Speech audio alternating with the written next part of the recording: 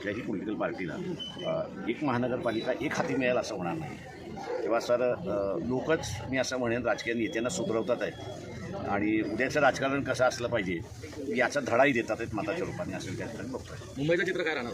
Fix राहणार. माझा पहिली निवडणूक अशी आहे की पैसा नंतर गुंडगिरी मारामारी हे खूप वाढले. तुम्ही पहिली निवडणूक पाहिली तर काय म्हणजे असं का होतं मला?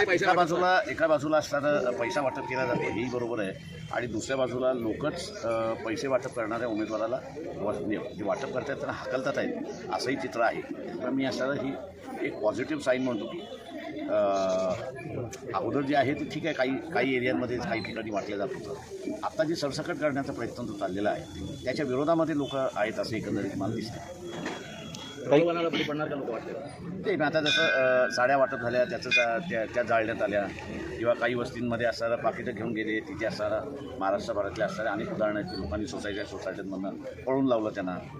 त्याच्यामुळे हे गुड साईन आहे असं त्या ठिकाणी